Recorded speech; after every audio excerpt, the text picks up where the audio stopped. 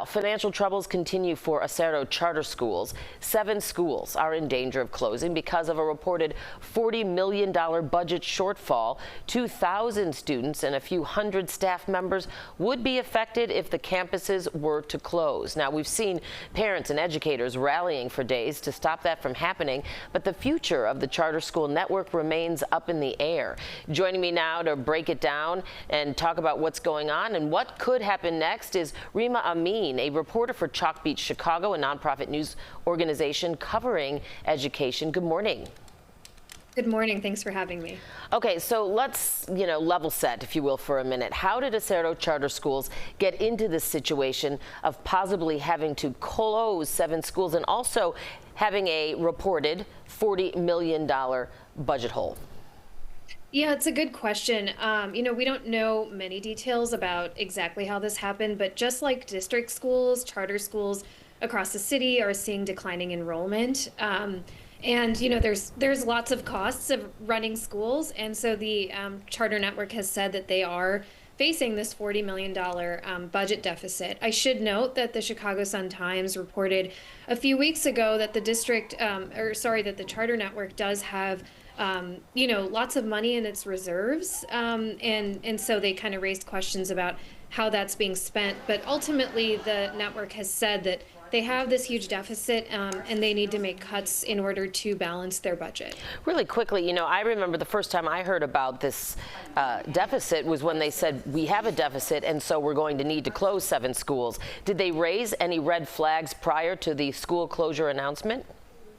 So the district, the district meaning Chicago Public Schools, which, sort of monitors and oversees a contract with Acero so that it can operate, they said that there were no red flags raised in the financial statements, that everything looked, up to par.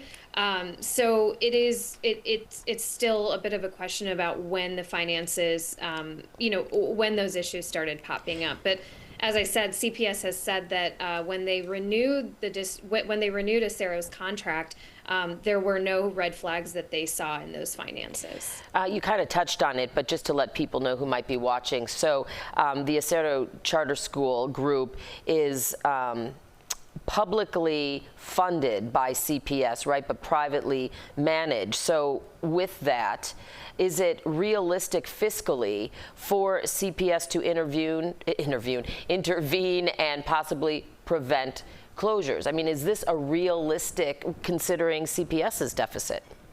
It's a great question, and I think that's the exact question that the district has sort of been grappling with.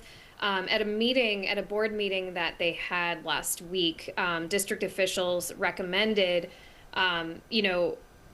basically financially supporting Acero and kind of helping cover that deficit for the next school year in order to keep 5 of the 7 campuses open.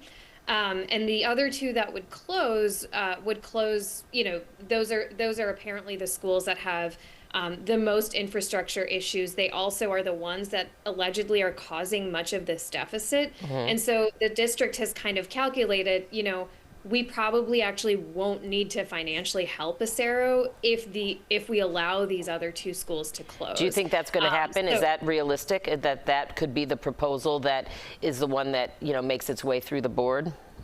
It's possible, but it's interesting because the board itself, at least some members, seem to be leaning towards the option that many parents have been rallying for, which is to keep all 7 schools open. And if the district went with that option, that could cost as much as $28 million in just the following school year. Okay. So it's very unclear what CPS will end up doing. I have one real quick question that I need a quick answer from this. I do this a lot. I'm sorry to my producers, but the one thing that struck me in your latest article was the fact that Acero sent the CPS board a cease and desist letter saying, hey, basically, you're making defamatory comments about this situation, but yet Acero is supported by public money. So how can these officials get away with not addressing this issue before board members and in fact sending a cease and desist? Yeah, Acero, as you said, is privately managed, publicly funded, and they operate based on a contract with CPS. So as long as they are meeting the requirements in that contract for closing schools, they're following the letter of the law. Now, optically, that's a whole other question, whether it looks bad to families and is sort of abdicating, their responsibility towards families. I think that's how board members at CPS kind of feel. But as far as meeting the letter of the law, it appears that however the charter school law is written and the contract is kind of crafted, they've met those requirements. It's really interesting. I mean, you also have to be beholden to the taxpayers as well. But that's a conversation for another time.